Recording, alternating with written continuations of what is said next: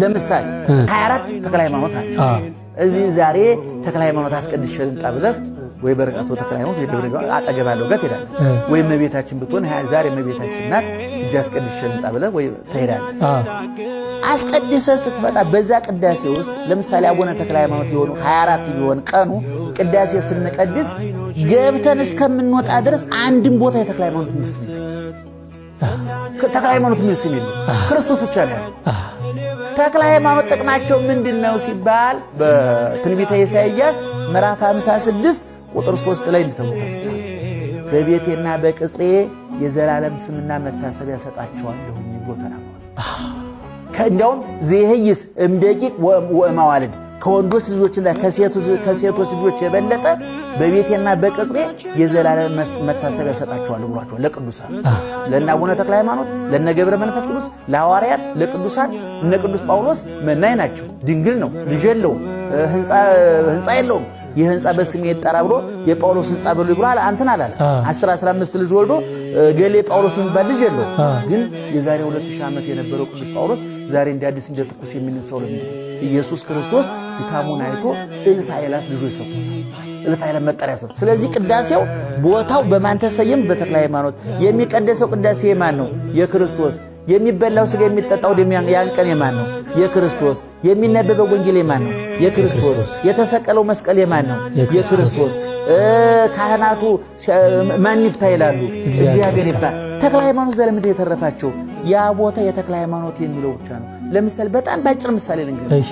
ኃይሌ ገብረስላሴ ጎዳና ይባል ታውቃለህ?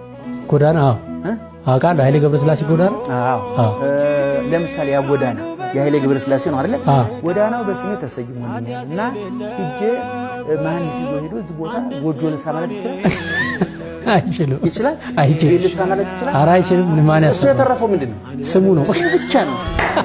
አራዳ ጊዮርጊስ ለዩ ስሙ ብቻ ነው። አሁን ብዙ ስለማይረዳ ጊዮርጊስን የምናመልክ ገብርኤልን የምናመልክ በፍጹም ወንድም አለ እመቤታችንን እናመልክሽ ብንላት እኛ እንኳን እግዚአብሔር እንኳን ዝም አትልም። ገብርኤልን እናመልክ ምን ገብርኤል ራሱ አይለቀንም። እነ ቅዱስ ጳውሎስ እነ በርናባስ በሐዋርያት ሥራ ምዕራፍ 13 ላይ ተመልከቱ። ቅዱስ ጳውሎስ በሽተኛ ሲፈውስ የጣዖቱ ካህን ምን አደረገ?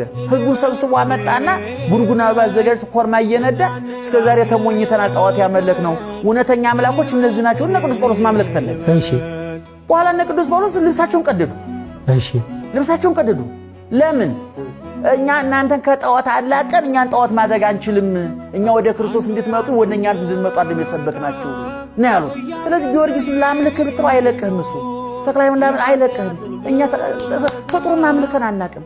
እኛ በፍጡርና በፈጣሪ በአምላኪና በተመላኪ በገዥና በተገዥ በሎልና በጌታ መካከል ያለው ልዩነት ተምታቶብን ያለ ትናንትናም አልተምታታብንም፣ ዛሬም አልተምታታብንም፣ ለዘላለም አይምታታብንም።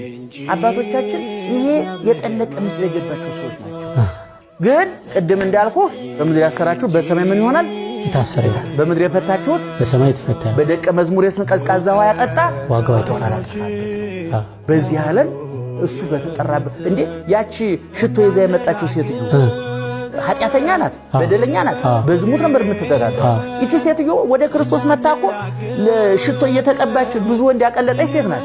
ወንድ ስታቀልጥበት የነበረው ሽቶ ይዛ መጣ። ጌታዬ በዚህ ሽቶ ብዙ ወንድ አታልዬ አቅልጫለሁኝ፣ አጥፍቻለሁ፣ እኔም ጠፍቻለሁ ብላ ሽቶና መታ ራሱ ላይ ደፋች። ክርስቶስ ምንድነው ያለው? እስከ ዓለም ፍጻሜ ወንጌል በሚሰበክበት ወለው ታሪኳን ተናገሩላት አለ። እቺ ሴትዮ ሽቶ ነው የደፋችው። ደሟን አላፈሰሰች፣ አንገቷን አልተቆረጠች፣ በሳት አልተንደደች፣ አልተገፈፈች፣ አልተገረፈች። እነ ተክለ ሃይማኖትና እኮ እግራቸውን ሰጥተዋል። እነ አርሴማ እኮ ታርደዋል። እነ ቅዱስ ጊዮርጊስ ነደውለታል። እግዚአብሔር ወዳጆችን አመድ አፋሽ ያደርግ። በዮሐንስ ራእይ ምዕራፍ 21 ላይ ስትመለከት ዮሐንስ ወንጌላዊ መንግስተ ሰማያትን እየዞረ ጎበኘ ይላል። እሺ። እየዞረ ሲጎበኝ መንግስተ ሰማያት 12 በር አላት አለ። 12 ሁሉ በር ላይ የተጻፈ የኢየሱስ ስም አይደለም፣ የክርስቶስ ስም አይደለም፣ የሥላሴ ስም አይደለም። ያ ጽሑፍ አስማተ ሐዋርያተ በግኡ የበጉ የክርስቶስ ሐዋርያት የነ ቅዱስ ጴጥሮስ በር ስም ነው የተጻፈ። በመንግስተ ሰማያት በር ላይ ሆነ አራዳ ጊዮርጊስ ማቶ ሁለት ተመሳሳይ ሲመጣ የሚፈልስ ዲሳክ የሚደረግለት ሆነ ቁም ነገር እኮ ነው። እኔ እናንተ እኮ ሲሚንቶ አቡከተን ድንጋይ ደርደር እየሰራ ነው። በመንግስተ ሰማያት ነው የምልህ። በመንግስተ ሰማያት በር በየበሩ ላይ የጴጥሮስ በር፣ የዮሐንስ በር፣ የማቴዎስ በር ነው የሚለው መጽሐፍ ቅዱስ ላይ። ዮሐንስ ራእይ ነው የምልህ። የደቀ መዛሙርት ስም ተጽፏል ነው መንግስተ ሰማያት እና ሐዋርያትም በኋላ ክርስቶስ በነበረበት ጊዜ ሲያስተምር እስኪ ሄዱና ብሎ እንደ ምን በትምህርት ሲማሩ ተማሪዎች ለልምድ ስራ ይወጣሉ አይደለም? አዎ አሁን ያላችሁት እንደዚያ ይወጣሉ አይደለም? ለክርስቶስ ሐዋርያትን እስኪ ሄዱና አስተምራችሁ ታምራት አድርጋችሁ ነው አላቸው። ሄዱና ዞር ዞር ብለው አስተምረው ትንሽም ጋኔን ወጣጣላቸው መሰለኝ እየዘለሉ መጡ፣ እየቦረቁ መጡ። አጋንንት ገረሩ ለነ ሰይጣን እኮ እጅ ሰጠ ተገዛልና ነው። የለም በዛ አትደሰቱ፣ በሰማይ ሰማያት ስለተጻፈ ደስ ይበላችሁ። ትልቁ ደስታ ከሞት በኋላ ያለው እንጂ እዚህ ጋኔን ማስወጣት ማስገባት ልታስወጡ ልታስገባለኝ መጣ። እሱን አራግፋችሁ ዓለምን አዲስ ዓለም ውስጥ ትገባላችሁ። ገና በስመ ተነግሳላችሁ። በማቴዎስ ምዕራፍ 18 ላይ ቅዱስ ጴጥሮስ ሁሉን ትተን ተከተልንህ እኛ ምንድነው የምናገኝ ብሎ ጠይቆ ነበረ። እናንተማ ተነብሩ ዲበ አሰርቱ ወክሌቱ መናብርት ወተኮነኑ አሰርቱ ወክሌተ ነገደ እስራኤል እናንተማ ኋላ ለፍርድ ስመጣ በ12 ዙፋን ላይ ተቀምጣችሁ በ12 ነገደ እስራኤል ትፈርዳላችሁ።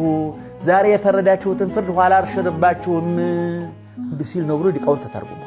ስለዚህ በቅዳሴያችንም በማህሌታችንም በሰዓታታችንም ዋናውና ትልቁ የሰሌዳ ትልቁ ክርስቶስን ማጉላት ነው።